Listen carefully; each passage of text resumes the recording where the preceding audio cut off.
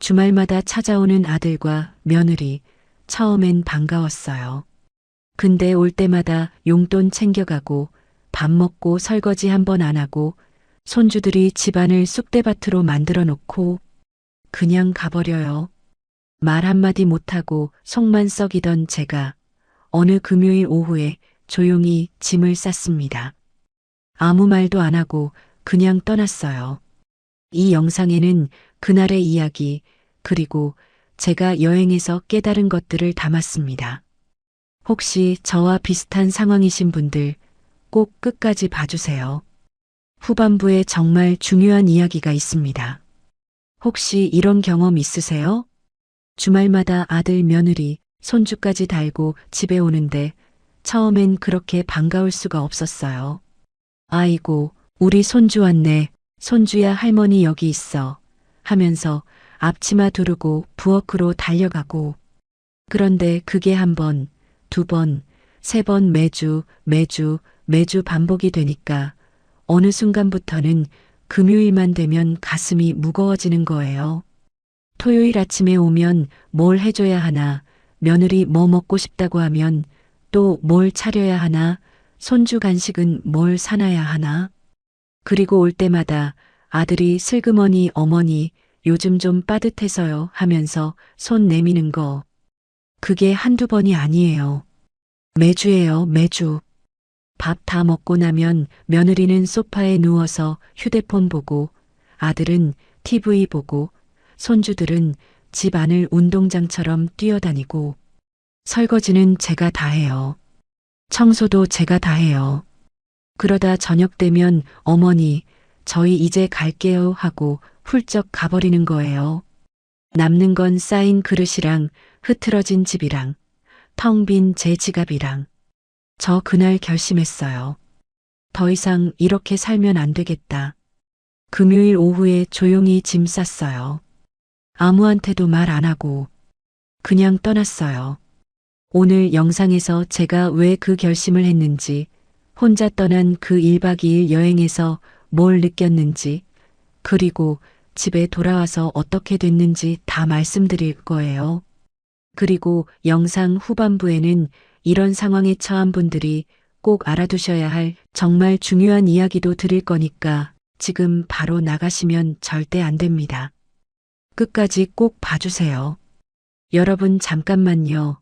본론 들어가기 전에 한 말씀만 드릴게요. 이 채널은 저처럼 평범하게 살아온 분들이 서로 위로받고 공감받고 가끔은 맞아. 나만 이런 게 아니었구나 하고 숨 한 번 돌리시라고 만든 공간이에요. 이런 이야기가 필요한 분들 주변에 꼭 한 분씩은 계시잖아요. 그분들께 이 채널 살짝 알려주시고 구독이랑 좋아요도 눌러주시면 저한테는 정말 큰 힘이 됩니다.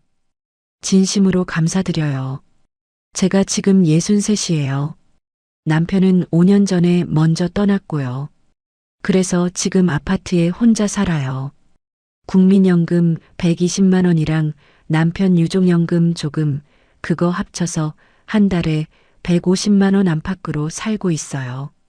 빠듯하긴 해도 그래도 관리비 내고 식비 쓰고 아프면 병원도 가고 뭐 그렇게 어찌어찌 살아가고 있었어요. 아들이 42이에요. 며느리는 39. 손주는 둘인데 위에 애가 8살이고 아래가 5살이에요.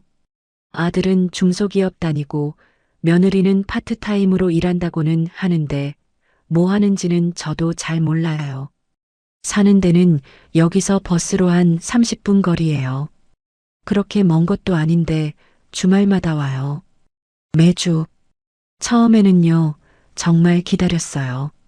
주중에는 혼자니까 좀 심심하기도 하고 손주들 보면 그렇게 반가울 수가 없고 아들 얼굴 보면 또 괜히 찡하고. 그래서 토요일 아침이 되면 뭐 해줄까, 갈비찜 해줄까, 된장찌개 해줄까, 미리미리 장 봐놓고 준비하고 그랬어요. 근데 이게 처음 두어 달은 괜찮았어요. 그러다가 3달째가 넘어가면서부터 슬금슬금 뭔가 이상해지기 시작했어요. 먼저 용돈 얘기를 해야 할 것 같아요. 처음에 아들이 어머니, 이번 달에 카드값이 좀 많이 나왔어요 하면서 100만 원을 달라고 했을 때 저는 그냥 쫓어요. 아이고, 살다 보면 그럴 때 있지 하고. 근데 그 다음 주에 또 왔어요. 어머니, 애들 학원비가 좀 빠듯해서요. 또 줬어요. 그 다음 주에 또 왔어요. 어머니, 갑자기 차 수리비가 나왔어요. 또 줬어요. 이게 어느 순간부터는 패턴이 된 거예요. 올 때마다 뭔가 이유가 있어요. 카드값이 많이 나왔다. 아이 학원비가 올랐다. 회사에서 뭔가 지출이 있었다. 아내가 갑자기 아팠다. 이유는 매주 달라요. 근데 결과는 항상 같아요. 손 내밀어요. 제가 한번 세어봤어요. 5년 전에 아들이 결혼하고 나서부터 지금까지 제가 아들한테 준 돈이 얼마나 되나? 결혼할 때 전세 보증금 일부 보태준 것, 신혼여행 용돈, 손주 태어날 때 용품비, 그 다음부터 주말마다 챙겨준 용돈. 정확하게 계산하진 못했지만 대략 4천만 원이 넘는 것 같았어요. 4천만 원이요. 저한테 4천만 원이면 거의 노후 자금의 절반이에요. 그 돈을 생각하니까 속이 좀 쓰렸어요. 사실 쓰린 정도가 아니라 밤에 잠이 안 올 정도였어요. 그런데 용돈만 문제가 아니에요. 밤 얘기를 해야 해요. 올 때마다 밥을 먹어요. 그것도 그냥 밥이 아니라 제대로 된 밥상을 차려야 해요. 아들은 어릴 때부터 갈비탕을 좋아했어요. 며느리는 불고기를 좋아하고요. 손주 큰애는 소시지 볶음을 좋아하고 작은 애는 계란말이만 먹어요. 이걸 다 맞춰서 차려야 하는 거예요. 토요일 아침 10시에 와서 점심 먹고 저녁도 먹고 가는 경우가 많아요. 심할 때는 일요일까지 있다가 가기도 해요. 식재료비만 해도 한 번 오면 최소 5만 원에서 많을 때는 8만 원까지 나와요. 한 달이면 20만 원에서 30만 원이 식재료비로만 나가는 거예요. 그런데 설거지를 한다든가 청소를 도와준다든가 그런 건 없어요. 며느리가 설거지를 한 게 있긴 해요. 제 기억에 딱 2번. 근데 그것도 제가 먼저 일어나서 그릇 치우려고 하니까 그제야 어머니, 제가 할게요 하고 하는 거예요. 그것도 마지못해서요. 며느리가 나쁜 사람이라고 말하려는 게 아니에요. 그냥 그렇게 됐어요. 어느 순간부터 이게 당연한 일이 되어버린 거예요. 어머니가 차려주는 밥 먹고, 어머니가 설거지하고, 어머니가 치우고, 이게 당연한 일이 돼버린 거죠. 손주들 얘기도 해야 해요. 저 손주들 좋아해요. 정말로. 볼만 봐도 너무 예쁘고 웃는 거 보면 세상 다 가진 것 같아요. 그건 진심이에요. 근데요, 이 아이들이 집에 오면 집이 전쟁터가 돼요. 위에 큰 손주는 8살인데 요즘 유행하는 딱지니 뭐니 그런 거 다 가져와요. 그리고 집 안 여기저기에 다 펼쳐놓아요. 거실에도 펼치고 제 방에도 들어와서 펼치고 심지어 화장실 앞에도 펼쳐놓더라고요. 아래 작은 손주는 5살인데 이 나이대가 원래 그렇잖아요. 조용히 있는 법이 없어요. 뛰어다니고 소리 지르고 뭔가 자꾸 만지고 엎어요. 한 번은 제가 선반에 올려놓은 도자기 컵을 건드려서 깨뜨린 적도 있어요. 남편이 살아있을 때 같이 여행 가서 산 거였는데 그게 그렇게 마음이 아팠어요. 근데 아무 말도 못했어요. 아이가 다친 것도 아니고 애가 그럴 수도 있지 하면서 그냥 웃었어요. 올 때는 과자도 사와요. 그런데 그걸 다 먹지를 않아요. 소파에 앉아서 먹다가 흘리고 바닥에도 떨어뜨리고 심지어 제 침대 위에 들어와서 과자 먹다가 이불 위에 부스러기 다 떨어뜨려 놓기도 했어요. 그러고 나면 가요. 다들 어머니 잘 먹었어요. 다음에 또 올게요 하고 훌쩍 가버려요. 남는 건 저예요. 흐트러진 거실 쌓인 그릇, 바닥에 떨어진 과자 부스러기, 그리고 완전히 방전된 저. 처음엔 이 모든 걸 당연하다고 생각했어요. 내가 엄마니까, 내가 할머니니까, 그러면 안 되나 하고. 그리고 또 한편으로는 이런 생각도 했어요. 그래도 와주는 게 어디냐? 안 오면 더 서럽지 않냐? 저희 친구 중에 아들이 며칠에 한 번도 연락 안 하는 경우도 있으니까요. 그러니까 그냥 참았어요. 참고, 웃고, 또 참고, 또 웃고. 근데 사람한테 한계가 있더라고요. 제가 터진 게 어느 날이냐면요. 그게 지금으로부터 한두 달 전쯤이에요. 그날도 아들 가족이 왔어요. 오전 11시쯤 왔는데 저는 그날 마침 전날부터 좀 몸이 안 좋았어요. 어깨가 결리고 허리도 아팠거든요. 그래도 아들이 온다니까 아침 일찍 일어나서 된장찌개 끓이고 불고기 재워놓고 계란말이에서 밥상 차려놨어요. 다들 앉아서 잘 먹었어요. 저도 같이 먹었는데 제가 먹다가 한번 얼굴을 찡그렸나 봐요. 허리가 좀 아파서요. 그랬더니 아들이 어머니, 어디 아파요? 하고 물어보길래 좀 어깨가 결려서 했더니 아이고, 좀 쉬세요 하는 거예요. 그 말 들으니까 더 서럽더라고요. 어머니 쉬세요 하면서 정작 설거지를 해주거나 치워주는 건 아무도 없어요. 아들도 그냥 소파로 가고 며느리도 그냥 폰 보고 저는 결국 혼자 일어나서 설거지했어요. 허리 아프면서요. 그날 밤에 다들 가고 나서 저 혼자 거실에 앉아 있었어요. 집이 엉망이었어요. 큰 손주가 가져온 딱지들이 소파 위에 흩어져 있고 작은 손주가 마시다 남긴 주스 컵이 탁자 위에 그대로 있고 식탁엔 김치 국물이 좀 튀어 있고 그걸 치우면서 저도 모르게 눈물이 났어요. 이게 뭔가 내가 지금 뭘 하고 있는 건가? 내가 쉬어야 할 나이에 내 노후 자금으로 아들 용돈 대고 몸 아픈 걸 참아가며 밥 차려주고 집 다 치워주고 나는 이게 행복한 건가 아니면 그냥 익숙해진 건가? 그 질문이 머리에서 떠나질 않았어요. 그러다가 그 다음 주 금요일이 됐어요. 그날도 아들한테 카톡이 왔어요. 어머니, 내일 갈게요. 손주들이 할머니 보고 싶다고 해요.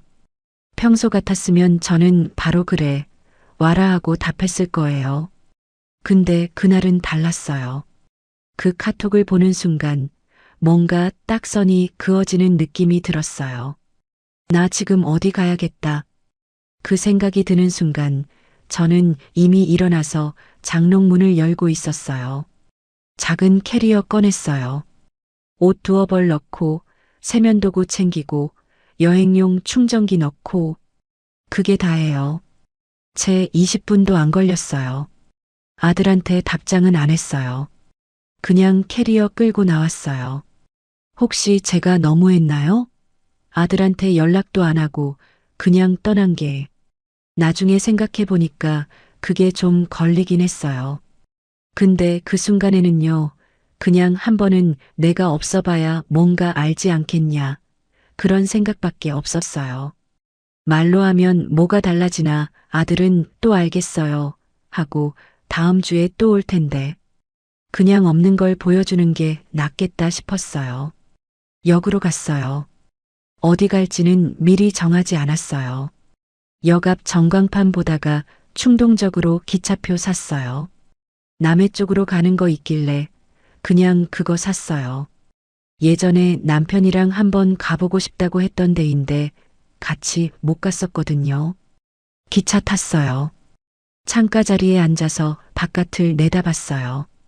도시가 지나가고 논밭이 지나가고 산이 지나가고 그 풍경 보는데 처음에는 좀 멍했어요. 이게 맞나? 내가 지금 뭘 하는 건가? 그러다가 어느 순간 그냥 눈물이 났어요. 소리도 없이 그냥 눈물만 흘렀어요. 얼마 만에 혼자 탄 기차였나? 생각해봤더니 진짜로 기억이 안 났어요. 그만큼 오래된 거예요. 그날 저녁 남해에 도착했어요. 미리 예약한 게 없어서 역 근처 숙박 앱으로 작은 게스트하우스 하나 찾았어요. 방이 조촐했어요. 싱글 침대 하나, 작은 창문, 창밖으로 골목이 보였어요. 근데 이상하게 그 작은 방이 너무 편하게 느껴졌어요. 조용했어요. 아무것도 안 해도 되는 곳, 밥 차려주지 않아도 되는 곳, 설거지 안 해도 되는 곳, 그냥 저만 있는 곳. 저녁은 근처 횟집에서 혼자 먹었어요. 그냥 회 한 접시에 된장찌개 하나. 아주머니가 혼자 오셨냐고 물어보길래 네, 혼자요 했더니 뭔가 안쓰럽다는 눈빛으로 쳐다보더라고요. 근데 저는 그날 그게 전혀 안쓰럽지 않았어요. 오히려 자유로웠어요. 내가 먹고 싶은 걸 먹고, 내가 먹고 싶은 속도로 먹고, 중간에 누가 뭔가 달라고 하지도 않고, 그게 그렇게 오래간만인 줄 몰랐어요. 밥 먹고 나서 바닷가를 걸었어요. 밤 바다예요. 파도 소리가 들리고, 바람이 불고, 저 원래 바람 싫어해요. 근데 그날은 그 바람이 얼마나 좋던지. 그냥 걸었어요. 아무 생각 없이 걸었어요. 근데 걷다 보니 생각들이 스스로 정리가 되더라고요. 내가 왜 이렇게 됐지? 언제부터였을까? 언제부터 나는 나를 제일 뒤로 미루게 된 걸까? 남편이 아팠을 때 수발을 들었어요. 그게 당연하다고 생각했어요. 아이들 키울 때 내 걸 포기하는 게 당연하다고 생각했어요. 아들 결혼시키고 나서도 내 걸 나눠주는 게 당연하다고 생각했어요. 그러다 보니까 어느 순간 나는 뭔가를 원할 자격이 없는 사람처럼 느껴지게 된 거예요. 내가 쉬고 싶다는 말을 하면 안 될 것 같고, 내가 힘들다는 말을 하면 투정처럼 느껴지고, 그래서 참았어요. 참고 또 참고. 근데 그게 쌓이면 어디로 가나요? 결국은 어딘가에서 터지게 돼 있어요. 저는 그게 조용히 캐리어 끄는 걸로 나온 거예요. 그날 밤 숙소에 돌아와서 아들한테 문자 하나 보냈어요. 엄마 여행 왔다. 다음 주에 보자. 짧게. 그게 다예요. 아들한테 답장이 왔어요. 어머니 어디 가셨어요? 저희 지금 어머니 집 앞인데요. 읽고 폰을 뒤집어 놨어요. 미안하기도 했어요. 솔직히. 근데 더 이상 미안함으로 내 삶을 운영하면 안 되겠다는 생각이 더 컸어요. 이제 나도 나를 좀 챙겨야 할 때가 됐다고. 그날 밤은 정말 잘 잤어요. 오래간만에 잠이 드는 순간까지 행복했어요. 다음 날 아침에 일어나서 혼자 시장을 돌아다녔어요. 남해 바다가 보이는 카페에서 커피 한 잔 마셨어요. 커피 한 잔에 이 바다뷰라니 생각해보면 이게 얼마 하지도 않아요. 5,500원이었나 그랬어요. 근데 그날 그 커피가 얼마나 맛있었는지 몰라요. 혼자 창가에 앉아서 파도 보면서 아무것도 안 하면서 아 맞아 이거구나. 이게 쉬는 거구나. 밥 차릴 생각 없이 설거지 걱정 없이 누군가 뭔가 달라고 할까봐 긴장하지 않으면서 그냥 내가 보고 싶은 거 보고 먹고 싶은 거 먹고 안고 싶을 때 안고 이걸 잊고 살았어요. 아니, 잊은 게 아니라 포기하고 살았어요. 그 카페에 앉아서 노트 하나를 꺼냈어요. 요즘은 잘 안 쓰는데 그날은 뭔가 써야 할 것 같았어요. 제 인생에서 내가 진짜 원하는 게 뭔지 그냥 적어봤어요. 혼자 여행 다니는 것, 맛있는 거 먹는 것, 책 읽는 것, 한 달에 한 번은 내가 좋아하는 데 가는 것, 그리고 더 이상 억지로 웃지 않는 것. 별것도 아닌 것 같은데 그걸 적는데 눈물이 났어요. 내가 원하는 게 이렇게 작고 소박한 것들이었는데 이걸 얼마나 오랫동안 내 삶에서 빼놓고 살았나 싶어서 점심은 굴밥을 먹었어요. 남해 오면 굴이죠. 뜨끈한 굴밥에 굴국 한 그릇. 그것도 혼자 먹었어요. 식당 아주머니가 어디서 오셨어요? 하고 물어보길래 대구요 했더니 혼자 오셨어요? 하더라고요. 네, 혼자요 했더니 좋겠다. 저도 혼자 여행 가고 싶은데 하시더라고요. 그 말이 그냥 웃겼어요. 저도 같이 웃었어요. 오후에는 남해 독일 마을을 좀 걸었어요. 거기 한 번도 가본 적이 없었거든요. 예쁘더라고요. 아기자기한 건물들 사이를 걷는데 저같이 혼자 온 어르신들이 꽤 있었어요. 다들 비슷한 마음이었겠지 하는 생각이 들었어요. 저처럼 집에 있기가 좀 버거워서 나온 사람들, 아니면 그냥 자기 자신한테 뭔가를 주고 싶어서 나온 사람들. 거기서 혼자 아이스크림도 하나 사 먹었어요. 찬데도 먹고 싶어서 딸기맛 아이스크림을 들고 앉아서 마을을 바라봤어요. 아무것도 안 했어요. 그냥 앉아 있었어요. 근데 그게 얼마나 행복한지 저 이때 느꼈어요. 행복이라는 게 거창한 게 아니구나.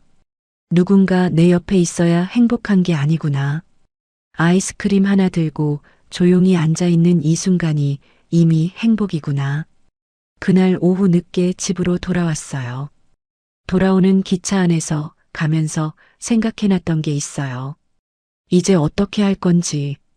아들한테 화를 낼 건 아니에요. 며느리 탓을 할 건 아니에요. 사실 아들도 며느리도 나쁜 사람들이 아니거든요. 그냥 익숙해진 거예요. 어머니가 항상 차려주고, 어머니가 항상 챙겨주고, 어머니가 항상 있어줄 거라고 생각하는 게 익숙해진 거예요. 그게 잘못된 거긴 한데, 그걸 만든 데는 저도 책임이 있어요. 내가 처음부터 경계를 안 쳤으니까. 그러니까 이제 경계를 치면 돼요. 화내는 게 아니라 그냥 분명하게 말하면 돼요. 집에 도착했을 때 아들한테 전화가 왔어요. 어머니, 어디 갔다 오셨어요? 연락도 없이. 목소리에 살짝 서운한 기색이 있었어요. 저는 침착하게 말했어요. 남해 갔다 왔어. 좋더라. 그게 다예요. 잘못했다는 말 안 했어요. 설명도 길게 안 했어요. 아들이 왜 말씀을 안 하셨어요? 하길래 저는 이렇게 말했어요. 나도 갑자기 가고 싶어서. 아들, 나 이제 주말마다 집에 있을 수가 없어. 내가 가고 싶은 데도 있고 하고 싶은 것도 있거든. 앞으로는 오기 전에 미리 연락해줘. 내가 있을 때만 와야 해. 그게 다예요. 목소리 높이지 않았어요. 화도 안 냈어요. 그냥 사실을 말했어요. 아들이 한참 말이 없다가 알겠어요 했어요. 그게 진짜 알겠다는 건지 그냥 넘기려는 건지는 모르겠어요. 근데 일단 말은 했어요. 저는 그게 중요하다고 생각해요. 여러분, 이 이야기를 하는 게 저한테도 쉬운 건 아니에요.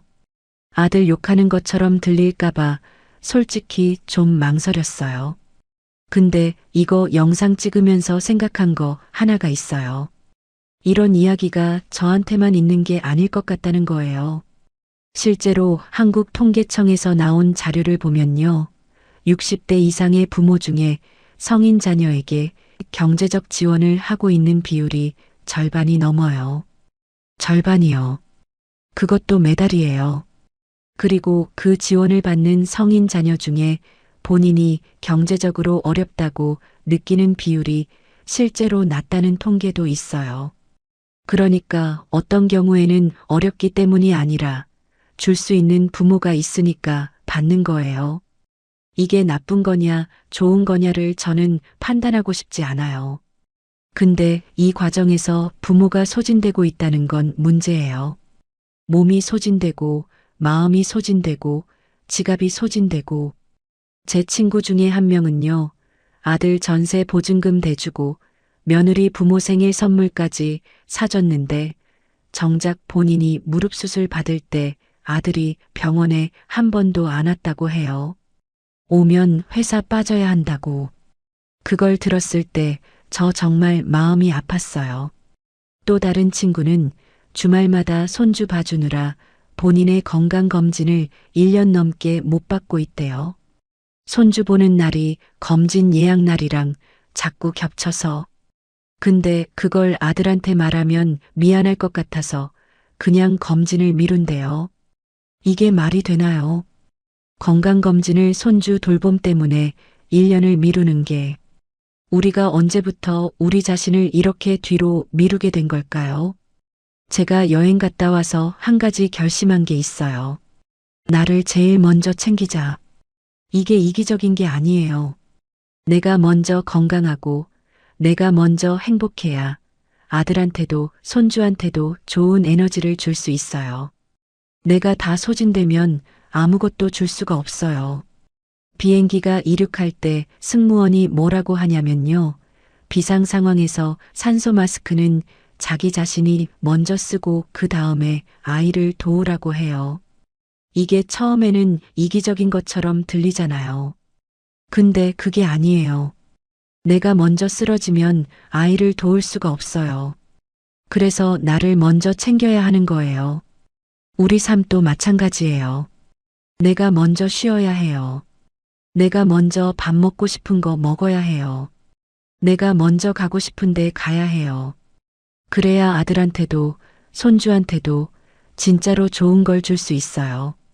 텅 빈 컵에서는 아무것도 따를 수가 없어요. 제가 그날 여행에서 돌아와서 또 한 가지 바꾼 게 있어요. 아들이 올 때마다 밥을 차리는 걸 그만하기로 했어요. 이제는 아들이 오면 같이 밖에서 먹거나 아니면 아들이 뭔가 사와서 먹거나 그렇게 하기로 했어요. 제가 손수 차리는 건 한 달에 한 번, 정말 마음이 내킬 때만. 처음에 아들이 어머니, 오늘 뭐 드실 거예요? 하고 물어보길래 나 오늘은 밥 안 차릴 거야. 배달시키거나 밖에 나가서 먹자 했어요. 아들이 잠깐 당황한 표정이었어요. 근데 뭐라고 말은 못했어요. 그래서 다들 근처 분식집에 가서 밥 먹었어요. 제가 돈 안 냈어요. 아들이 냈어요. 이게 별거 아닌 것 같은데 저한테는 엄청 큰 변화였어요. 그리고 설거지 얘기도 했어요. 며느리야, 이제 밥 먹고 나면 설거지 좀 같이 해줘. 나 혼자 하기 좀 힘들어. 이렇게 말했어요. 직접적으로 근데 공격적이지 않게. 며느리가 네, 어머니, 제가 할게요 했어요. 그 다음에 왔을 때는 실제로 했어요. 잘하지는 않았어요. 근데 했어요. 그게 중요한 거예요. 용돈도요. 이제는 드리지 않아요. 아들이 어머니, 이번 달에 좀 빠듯해서요 하길래 아들, 나도 요즘 빠듯해. 어머니, 노후 자금도 있어야 하니까 미안하다 했어요. 처음에는 아들이 좀 멀뚱히 쳐다보더라고요. 근데 뭐라고 하지는 못했어요. 사실 뭐라고 할 수도 없잖아요. 제 주변에 저랑 비슷한 상황에 계신 분들이 꽤 많아요. 그리고 많은 분들이 저한테 이렇게 말해요. 말을 해봤자 뭐가 달라지냐. 그냥 참고 사는 게 낫다. 저 그 말 이해해요. 진짜로. 말했다가 사이가 안 좋아질까봐 무섭고 아들이 삐칠까봐 걱정되고 그 마음 다 알아요. 근데 저는 이제 생각이 좀 달라졌어요. 참는 게 미덕이 아닐 수도 있어요. 적어도 나한테는요. 내가 다 받아주고 다 줘버리면 결국에는 나한테 아무것도 남지 않아요. 그리고 그렇게 텅 비어버린 나를 나중에 아들이 돌봐줄 것 같냐고요? 솔직히 모르잖아요. 확신할 수가 없잖아요. 그러니까 내가 나를 챙겨야 해요. 내 노후 자금, 내 건강, 내 시간, 내 에너지. 이건 남이 챙겨주는 게 아니에요. 내가 챙겨야 하는 거예요. 그리고 또 하나, 이게 제일 중요한 것 같아요. 경계를 치는 게 관계를 망치는 게 아니에요. 오히려 경계가 없으면 관계가 망가져요. 제가 계속 참다가 폭발하면 그게 관계가 더 상하거든요.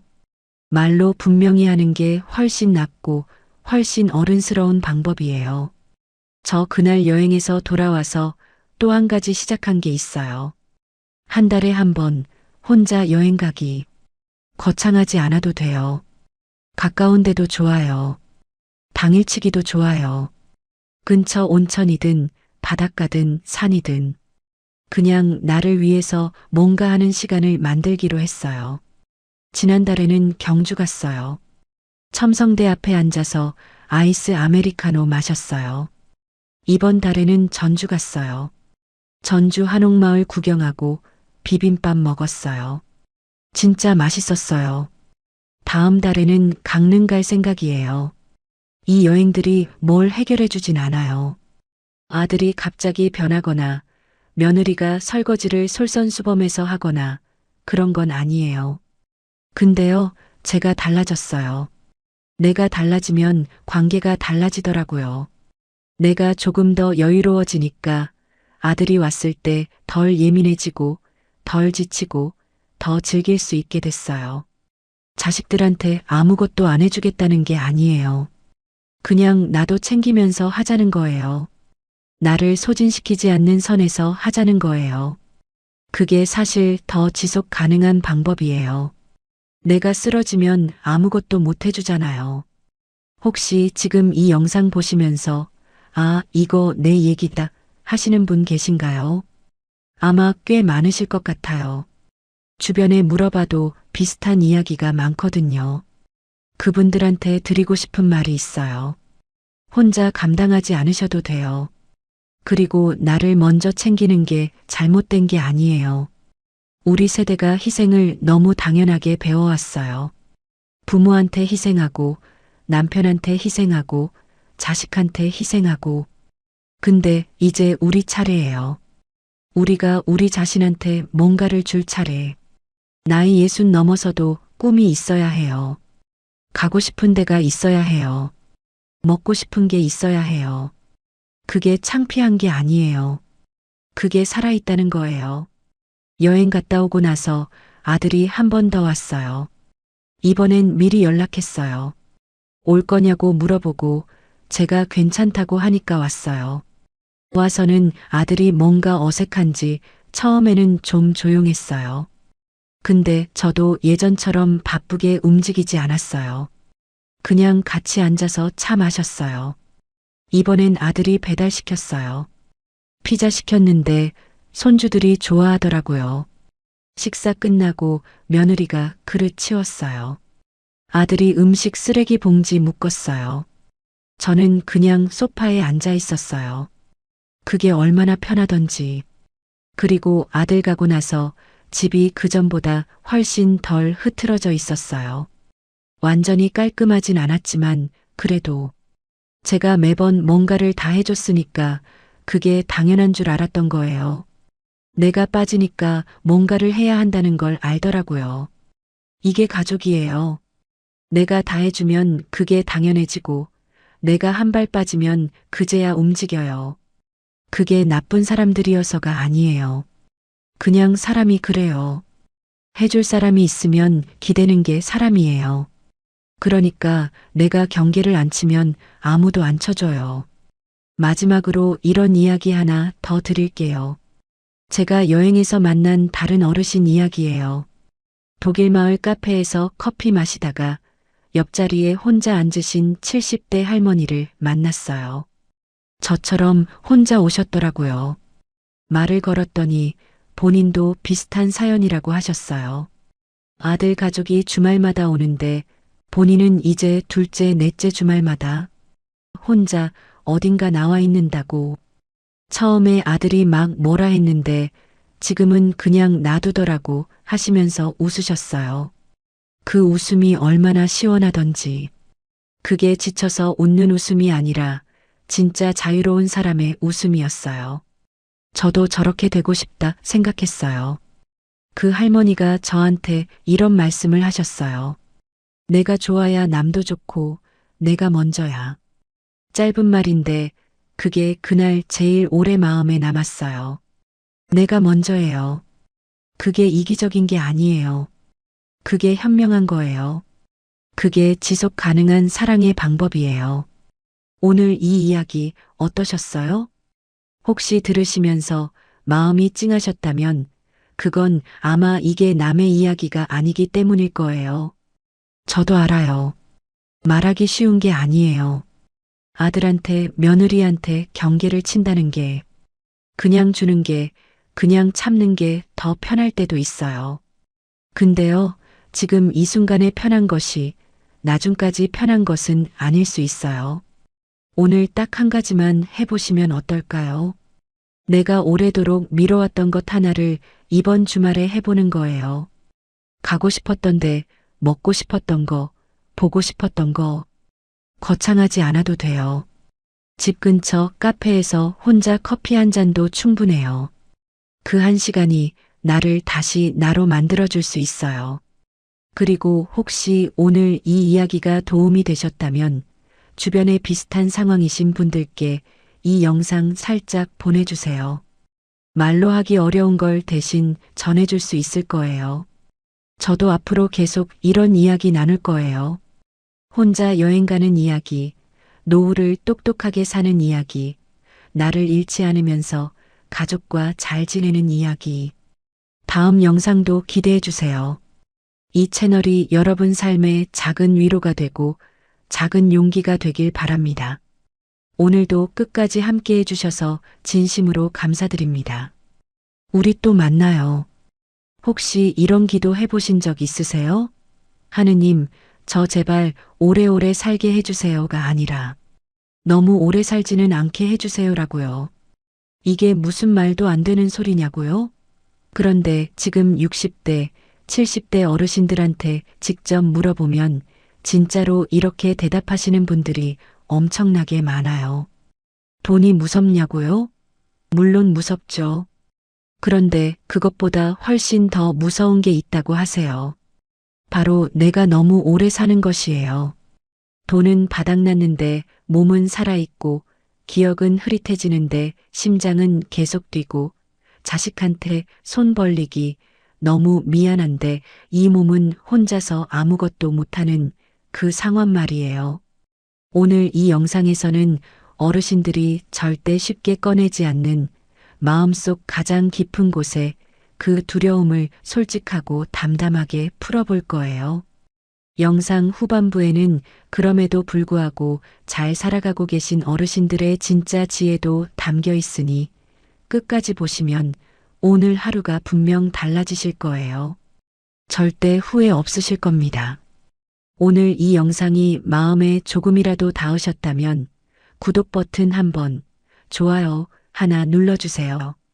알림 설정까지 해주시면 다음 이야기도 가장 먼저 만나실 수 있어요.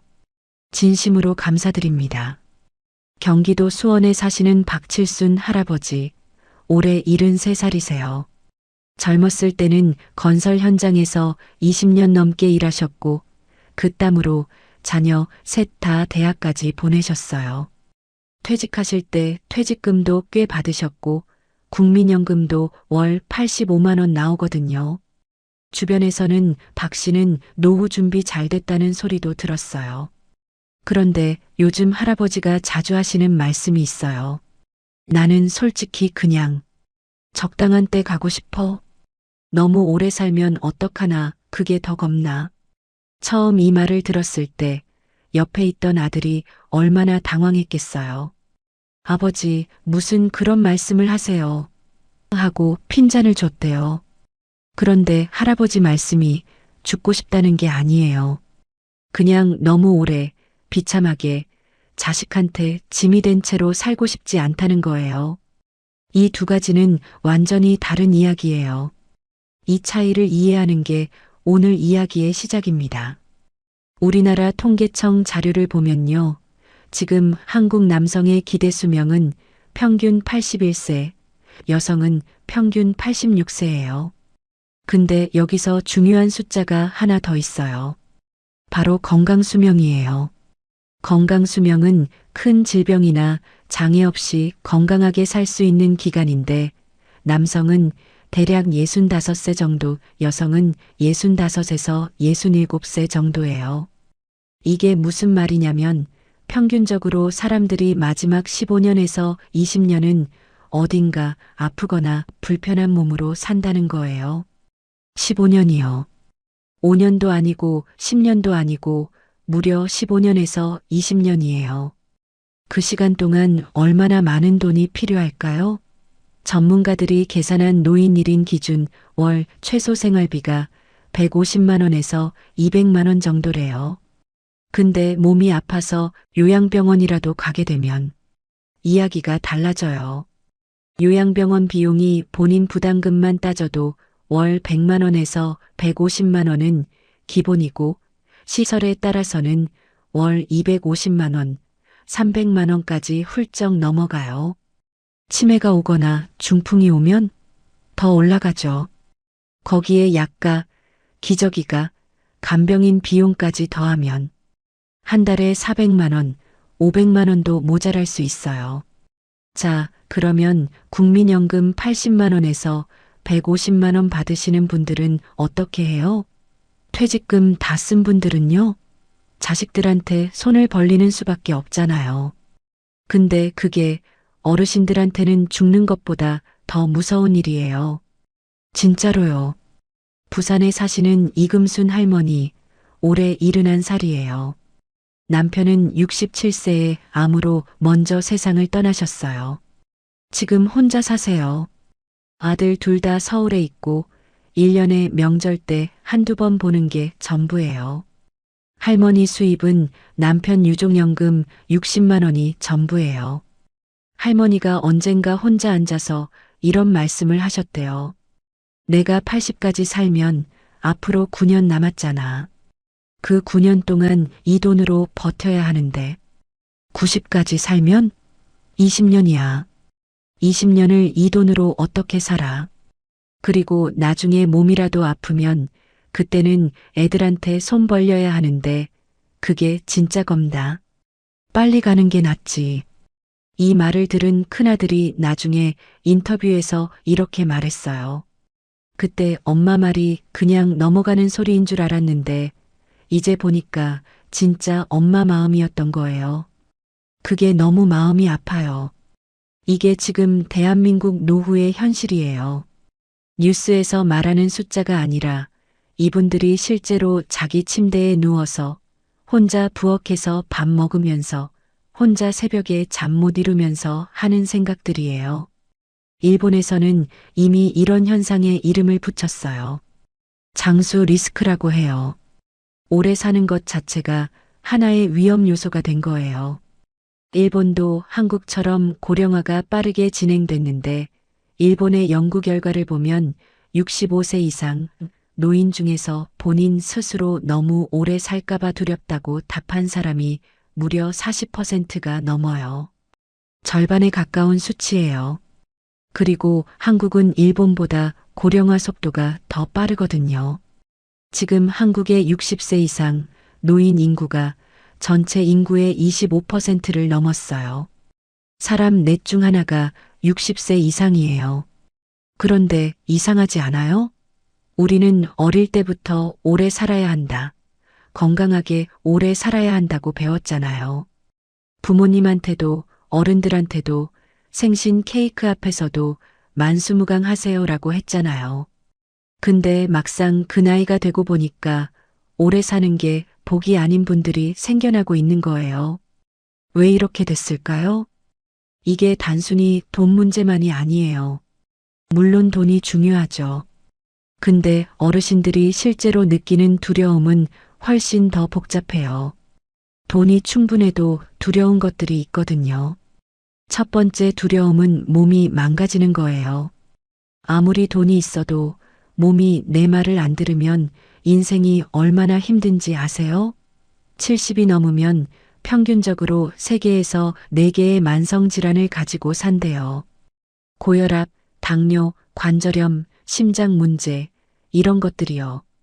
약을 달고 살아야 하고 계단 하나 오르는 것도 무릎이 아파서 못하게 되고 가고 싶은데도 못 가고 먹고 싶은 것도 못 먹어요. 그 상황이 하루 이틀이 아니라 10년, 20년 계속된다고 생각해 보세요. 그게 얼마나 힘든 건지. 경남에 사시는 최팔순 할아버지, 76살이에요. 젊었을 때 마라톤 동호회도 하셨던 분이에요. 50대 중반까지만 해도 건강만큼은 자신 있으셨대요. 근데 65에 당뇨 진단을 받으셨고 68배 심근경색으로 응급실 갔다 오셨어요. 지금은 하루에 약을 12알 드세요. 아침에 일어나서 제일 먼저 하는 일이 약 챙기는 거래요. 식사 전에 2알, 식사 후에 3알, 저녁에 또 5알. 할아버지가 이런 말씀을 하셨어요. 솔직히 말하면 이 몸으로 또 10년, 20년을 산다고 생각하면 솔직히 반갑지 않아. 건강할 때 오래 사는 건 좋지. 근데 이렇게 약이랑 병원이랑 살면서 질질 끄는 건 그게 사는 건지 모르겠어. 이게 많은 어르신들이 마음 깊이 품고 있는 생각이에요. 밖에서는 괜찮다, 잘 지낸다 하시지만 밤에 혼자 계실 때는 이런 생각들을 하신다는 거예요. 두 번째 두려움은 기억을 잃는 거예요. 치매예요. 어르신들한테 가장 무서운 질환 1위로 꼽히는 게 암이 아니에요. 치매예요. 왜냐면 암은 아파도 내가 나예요. 내가 누군지는 알아요. 근데 치매는 내가 나를 잃어버리는 거잖아요. 자식 얼굴을 못 알아보고 평생 같이 살았던 배우자 이름을 잊어버리고 오늘 아침 밥을 먹었는지도 모르는 상태가 된다는 게 그게 얼마나 무서운 일이에요. 보건복지부 자료에 따르면 지금 우리나라 65세 이상 인구 중에서 치매 환자가 약 100만 명에 달해요. 65세 이상 10명 중 1명이 치매예요. 80세 이상으로 가면 이 비율이 훨씬 올라가요. 거의 4명 중 1명 꼴이에요. 그리고 더 무서운 건 치매는 본인만 힘든 게 아니잖아요. 가족이 같이 힘들어요. 배우자가 치매에 걸리면 나머지 한 분이 간병인이 되는 거예요. 60대, 70대 몸으로 배우자 간병을 하다가 간병인이 먼저 쓰러지는 경우도 얼마나 많은데요. 이게 현실이에요. 인천에 사시는 강칠순 할머니, 올해 72살이에요. 남편이 4년 전부터 치매 초기 진단을 받으셨어요. 지금은 혼자 외출을 못 하세요. 할머니가 4년째 남편 곁에서 하루 24시간을 붙어 계세요. 아침에 씻겨드리고 밥 떠먹여드리고 낮에 잠깐 밖에 나가려 해도 남편이 불안해하니까 나가지도 못해요.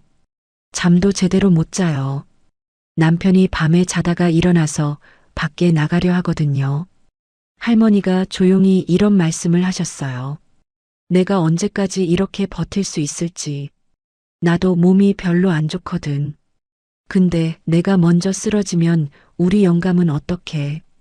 그래서 나는 내가 먼저 가면 안 된다고 생각하면서 버티는 거야. 근데 때로는 너무 지쳐서 언제까지 이 상황이 계속되나 그게 진짜 무서워. 이 말을 들으면서 가슴이 먹먹하지 않으신가요? 이분들은 불평하는 게 아니에요. 그냥 너무 지쳐 있는 거예요. 그리고 이 상황이 얼마나 오래 갈지 모른다는 불확실함, 그게 더 힘든 거예요. 세 번째 두려움은 혼자 남겨지는 거예요. 배우자를 먼저 보내는 것, 그리고 그 이후에 혼자서 살아가야 하는 긴 시간이요. 통계를 보면 우리나라 배우자 사별 후 혼자 사시는 노인분들이 전체 노인 가구의 30%가 넘어요. 그리고 사별 후 평균적으로 여성분들은 약 8년에서 10년을 혼자 사신대요. 남성분들은 평균 4년에서 5년이고요. 왜 여성이 더 길냐면 여성이 더 오래 살기 때문이에요. 8년, 10년을 혼자서요. 혼자 밥 먹고, 혼자 병원 가고, 혼자 명절 보내고, 혼자 잠들어요. 자식들은 자기 인생이 있어서 자주 못 오고요. 명절에 잠깐 왔다가 또 가고 나면 그 빈집이 얼마나 조용한지. 그 고요함이 또 다른 고통이에요. 충청도에 사시는 윤팔순 할머니, 78살이에요. 남편을 3년 전에 보내셨어요. 자녀 둘 다 수도권에 살고 할머니는 시골집에 혼자 계세요. 외부에서 보면 그래도 집 있고 연금도 조금 나오고 괜찮은 상황 아니냐고 할 수도 있어요. 근데 할머니가 이런 말씀을 하셨어요. 밥 먹다가 목이 막히면 물 한 잔 가져다 줄 사람이 없어. 밤에 갑자기 몸이 이상하면 소리 질러봤자 들을 사람이 없어. 그게 제일 무서워. 돈 없는 것보다 아픈 것보다 혼자인 것이 제일 무서워. 이 말이 가슴에 박히지 않으세요? 목이 막힐 때 물 한 잔 가져다 줄 사람. 그게 지금 어르신들이 원하는 거예요. 거창한 게 아니에요. 그냥 옆에 사람 하나. 고독사 통계를 아세요? 우리나라에서 혼자 돌아가시고 며칠이 지나서 발견되는 고독사가 1년에 3,000명을 넘어요. 그리고 이 숫자는 매년 증가하고 있어요. 어떤 분은 돌아가시고 이틀이 지나서, 어떤 분은 일주일이 지나서 발견돼요. 자녀가 있어도 연락을 자주 안 하면 이런 일이 벌어지는 거예요. 이게 먼 나라 이야기가 아니에요. 네 번째 두려움. 이게 어쩌면 가장 크고 깊은 두려움일 수 있어요. 바로 자식에게 짐이 되는 것이에요. 어르신들이랑 대화를 나눠보면요. 열에 9은 이 이야기를 해요. 자식한테 짐이 되기 싫다. 이 말이 얼마나 강하게 나오는지 거의 모든 분들이 하세요. 왜 그럴까요? 우리 어르신들 세대는 자식을 위해서 평생을 다 바치셨잖아요. 먹는 것도 아끼고 입는 것도 아끼고 당신 몸도 아끼지 않으면서 자식 뒷바라지 하셨어요. 그 자식들이 이제 40대, 50대가 됐는데 그 자식들도 지금 경제적으로 쉽지 않거든요. 집값에 허리 휘고 아이들 교육비에 쩔쩔매고 직장에서도 치여 살고 있어요. 거기다 부모님 병원비, 간병비까지 부담하게 되면 자식들이 얼마나 힘들겠어요. 그걸 너무 잘 아시니까요. 당신이 평생 고생해서 키운 자식들이 노후에 또 당신 때문에 고생하는 걸 보고 싶지 않은 거예요. 차라리 내가 일찍 가는 게 자식들한테 덜 짐이 되는 것 아닐까, 이런 생각까지 하시는 분들이 있어요. 대구에 사시는 박구윤 할아버지, 79살이에요. 5년 전부터 파킨슨병을 앓고 계세요. 지금은 손이 많이 떨려서 밥을 혼자 못 드세요. 아들 내외가 같이 살면서 돌보고 있어요. 할아버지가 어느 날 밤 아들이 간병하다 잠든 걸 보시면서 눈물을 흘리셨대요. 그러면서 이런 말씀을 하셨어요. 저 녀석이 나 때문에 얼마나 고생이야. 나 아니면 저 녀석 인생이 얼마나 편한데. 내가 빨리 가야 저 녀석이 편한데 이 몸이 안 가지지가 않아. 이 말을 들은 아들이 나중에 이렇게 말했어요. 아버지가 그런 생각을 하고 계셨는지 몰랐어요. 저는 당연히 해야 하는 거라고 생각했는데 아버지는 혼자서 그 죄책감을 평생 안고 계셨더라고요. 세상에 이런 일이 지금 이 순간에도 수많은 가정에서 일어나고 있는 거예요. 어르신들이 자식한테 말 못하고 혼자 품고 있는 감정들이요. 그런데 여기서 이야기가 끝나면 너무 슬프잖아요. 이 두려움 속에서도 정말 잘 살아가고 계신 어르신들이 있어요. 이분들은 뭐가 달랐을까요? 이걸 꼭 말씀드리고 싶어요.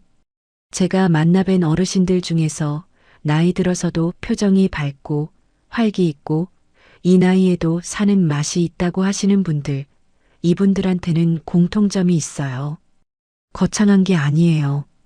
진짜 단순한 것들인데 이게 삶을 완전히 바꿔놨어요.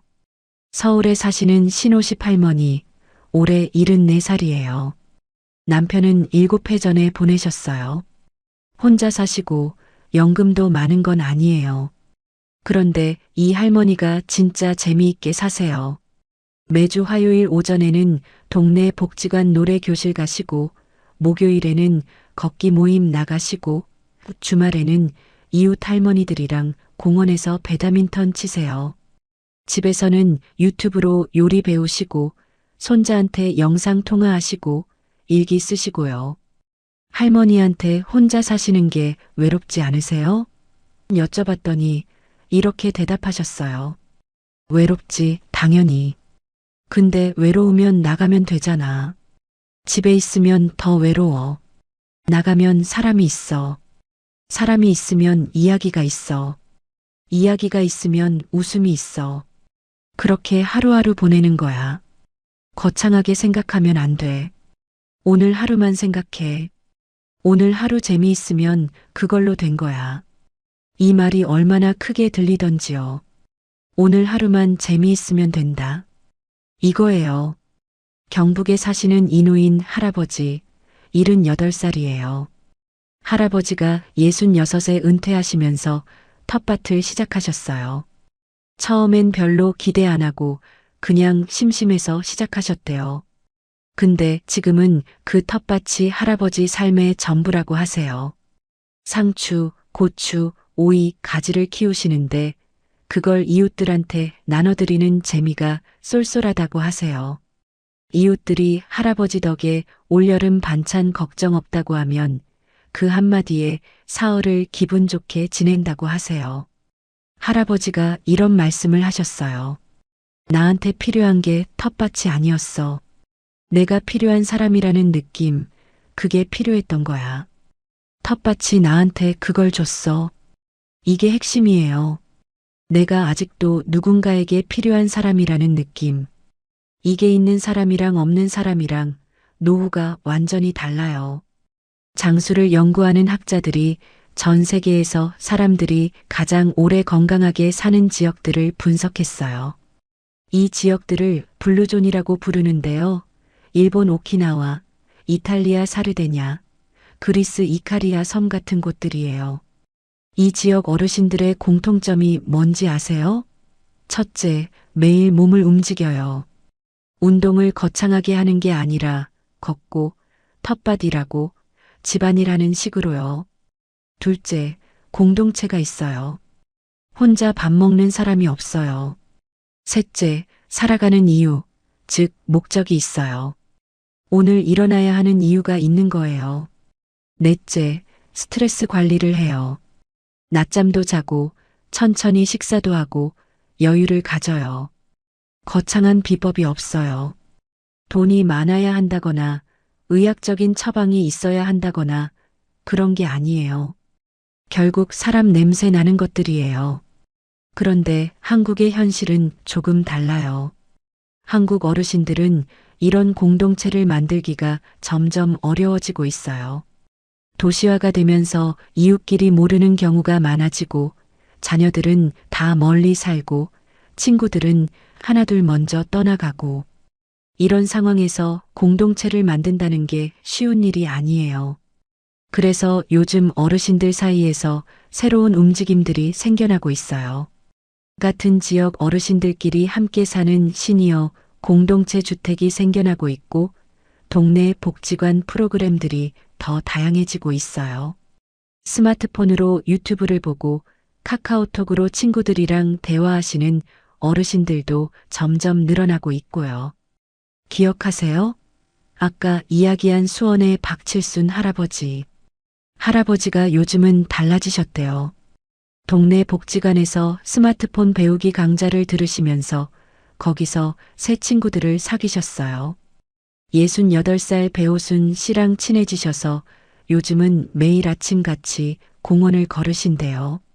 걸으면서 어제 본 뉴스 얘기, 자식들 얘기, 건강 얘기 나누신대요. 할아버지 표정이 많이 밝아지셨다고 아들이 말하더라고요. 할아버지가 요즘은 이런 말씀을 하신대요. 오래 사는 게 겁났는데 요즘은 배호순이랑 내일 또 뭐 얘기할까 그게 더 궁금해. 그 친구 보려고 아침에 일어나게 되더라고. 이거예요.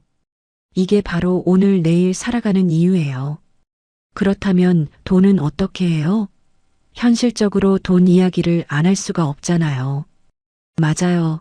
돈이 없으면 힘들어요. 근데 돈이 있어도 혼자이면 힘들고 돈이 없어도 사람이 있으면 덜 힘들어요.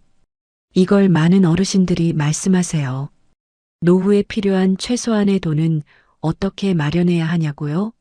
이건 지금 50대, 60대 초반이신 분들이 아직 준비할 수 있는 이야기예요. 지금 당장 할 수 있는 것들이 있어요. 국민연금을 최대한 늦게 받는 것 아세요? 국민연금은 수령 시기를 최대 5년까지 늦출 수 있어요. 한 달 늦출 때마다 수령액이 0.6%씩 올라가요. 5년을 늦추면 36%가 올라가는 거예요. 월 80만 원이 월 109만 원이 돼요. 이 차이가 10년, 20년 쌓이면 어마어마한 금액이에요. 물론 건강 상황이나 경제 상황에 따라서 판단이 달라질 수 있지만 일단 이런 제도가 있다는 건 알고 계셔야 해요. 그리고 주거 문제요. 집이 있으신 분들은 주택연금이라는 제도를 적극적으로 알아보세요.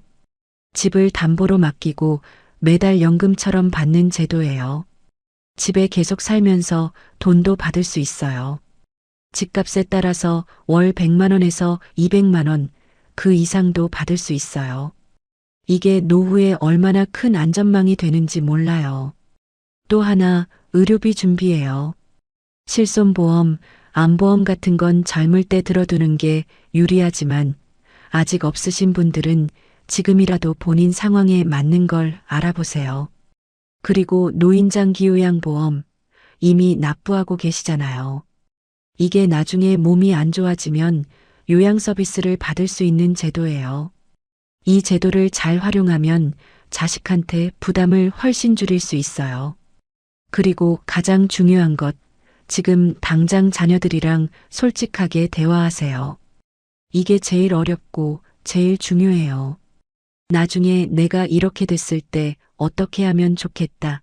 이런 이야기를 미리 해두는 게 나중에 서로 갑자기 힘든 상황에서 결정하는 것보다 훨씬 낫거든요. 어르신들이 이 이야기를 꺼내기 싫어하세요. 자식들도 듣기 싫어하고요. 근데 이걸 미리 대화해 둔 가정이 나중에 위기가 왔을 때 훨씬 잘 버텨요. 부산의 이금순 할머니 기억하세요? 남편 유종연금 60만 원으로 사시는 분이요. 할머니가 최근에 큰아들이랑 솔직한 대화를 하셨대요. 엄마, 돈이 모자라면 우리가 보태줄게. 그리고 나중에 혼자 있기 힘들어지면 우리 옆에 와서 살아. 이 한마디에 할머니가 얼마나 많이 우셨는지 몰라요. 애들한테 짐이 될까봐 평생 말 못하고 있었는데 아들이 먼저 그 말을 해줘서 그게 세상에서 제일 고마웠어. 돈이 생긴 게 아니에요. 상황이 달라진 게 아니에요. 그냥 아들 한마디에 할머니 마음이 달라진 거예요. 그 한마디가 할머니한테는 100만 원보다 더 큰 위로였던 거예요. 그리고 이걸 읽고 계신 자녀분들이 있다면 이 이야기가 당신 부모님 이야기일 수도 있어요. 부모님이 아무 말씀 없다고 괜찮으신 게 아니에요. 그냥 말 못하고 계신 거일 수 있어요. 오늘 전화 한 통 드려보세요. 엄마, 요즘 어때요? 그 전화 한 통이 얼마나 큰 의미인지 몰라요. 치매 이야기로 다시 돌아와서 치매를 예방하는데 과학적으로 효과가 있다고 밝혀진 것들이 있어요. 첫째, 꾸준한 운동이에요. 하루 30분 빠르게 걷기만 해도 치매 위험이 30% 이상 줄어든다는 연구 결과가 있어요. 둘째, 사람들과 자주 만나고 대화하는 것이에요. 고립이 치매 위험을 높이고 사회 활동이 치매를 늦춘다는 연구들이 꽤 많아요. 셋째, 새로운 것을 배우는 거예요. 스마트폰 배우기, 그림 배우기, 악기 배우기, 이런 것들이 뇌를 자극해서 치매를 늦춰요. 넷째, 잠을 충분히 자는 거예요. 수면 중에 뇌에서 노폐물이 배출되는데 이게 치매와 관련이 있대요. 거창한 게 없어요. 지금 당장 할 수 있는 것들이에요. 그리고 요즘 어르신들 사이에서 정말 좋은 변화가 생기고 있어요. 예전에는 나이 들면 집에 조용히 계시는 게 당연하다고 생각하셨잖아요. 근데 요즘은 일은 넘어서도 배우시는 분들이 많아요. 그림을 배우고 노래를 배우고 춤을 배우고 심지어 유튜브를 직접 만드시는 분들도 계세요. 72살에 유튜브 채널을 시작해서 구독자가 5만 명이 넘는 할머니도 계세요. 80살에 영어 공부를 시작해서 기초회화를 하시는 할아버지도 계시고요. 이분들이 특별히 능력이 뛰어난 분들이어서가 아니에요. 그냥 포기하지 않으신 거예요. 이 나이에 뭘 배워 이 생각을 안 하신 거예요. 오늘 뭔가 새로운 걸 해봐야지 이 마음 하나로 사신 거예요. 나이는 숫자예요. 진짜로요. 물론 몸이 예전 같지 않은 건 사실이에요. 무릎도 아프고 눈도 침침하고 귀도 잘 안 들리고 근데 그래도 그 몸으로 할 수 있는 것들이 있어요. 그 몸으로도 웃을 수 있고 사람을 만날 수 있고 뭔가를 배울 수 있고 누군가를 도울 수 있어요. 아까 장수 리스크라고 했잖아요. 오래 사는 것이 위험 요소가 됐다고요. 근데 저는 이렇게 생각해요. 오래 사는 것 자체가 두려운 게 아니에요.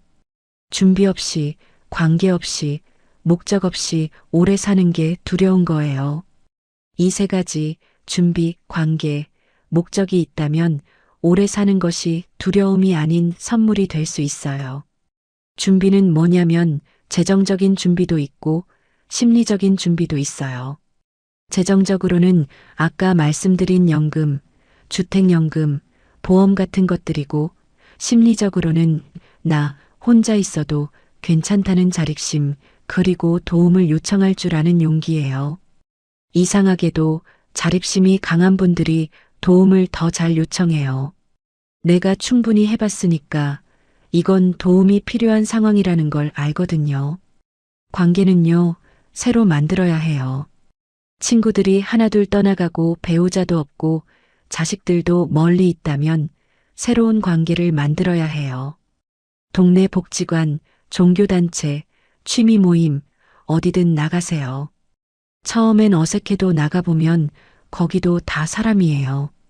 비슷한 처지의 분들이 있어요. 이야기 나누다 보면 친구가 생겨요. 목적은요, 거창할 필요 없어요. 오늘 이 텃밭에 물 줘야 한다. 오늘 저 친구한테 전화해줘야 한다. 오늘 손자한테 영상 통화해야 한다. 이 정도면 충분해요. 아침에 일어나야 하는 이유 하나만 있어도 그게 목적이에요. 이 이야기들을 하다 보니 제 마음에 자꾸 걸리는 분들이 있어요. 지금 혼자이시고 몸도 안 좋으시고 경제적으로도 힘드시고 거기다 주변에 이야기 나눌 사람도 없는 분들이요. 이런 분들한테는 앞서 말씀드린 해결책들이 너무 가볍게 들릴 수 있어요. 나가면 되잖아요가 나가는 게 너무 힘든 분들한테는 공허한 소리로 들리겠죠. 이런 분들께 드리고 싶은 말씀은 혼자서 다 해결하려 하지 마세요. 전화 한 통 할 수 있어요. 지역 복지관에 전화하면 찾아와 줘요. 노인 맞춤 돌봄 서비스라고 혼자 사시는 어르신들한테 직접 찾아가서 말벗도 되어드리고 필요한 서비스도 연결해 드리는 제도가 있어요. 이걸 모르시는 분들이 아직도 많아요. 지금 바로 주민센터에 전화해서 노인 맞춤 돌봄 서비스 연결해 달라고 하시면 돼요. 이걸 부끄러운 일로 생각하지 마세요. 당연히 받으셔야 할 서비스예요. 돈 이야기, 건강 이야기, 관계 이야기, 이것저것 많이 했는데요. 오늘 제가 가장 드리고 싶은 말씀은 이거예요. 어르신들, 당신이 오래 사는 것을 두려워하는 그 마음, 완전히 이해해요. 그건 나약한 게 아니에요. 현실을 직면하고 있는 거예요. 근데 그 두려움을 혼자 품고만 계시지 마세요. 말하세요. 자식한테, 친구한테, 이웃한테, 아니면 복지관 선생님한테 말하면 뭔가 달라져요. 반드시 달라져요. 오늘 이야기를 들으시면서 많은 것들이 마음에 걸리셨을 거예요. 어쩌면 지금 당신의 이야기였을 수도 있고, 어쩌면 당신 부모님 이야기였을 수도 있어요. 노후에 진짜 무서운 건 돈이 아닐 수 있어요. 혼자라는 것, 몸이 말을 안 듣는 것, 너무 오래 살아야 하는 것, 자식한테 짐이 되는 것. 이 두려움들을 외면하지 마세요. 직면하는 것이 시작이에요. 오늘 딱 한 가지만 해보세요. 오래된 친구한테 전화 한 통, 오랫동안 못했던 부모님한테 전화 한 통, 아니면 혼자 앉아서 내가 진짜 두려운 게 먼지 종이에 적어보는 것. 이 작은 한 걸음이 나중에 돌아보면 가장 중요한 순간이 될 수 있어요. 오늘도 이 이야기를 끝까지 함께 해주셔서 정말 감사합니다. 다음 영상에서는 더 솔직하고 더 따뜻한 이야기로 찾아올게요. 그때까지 부디 건강하세요.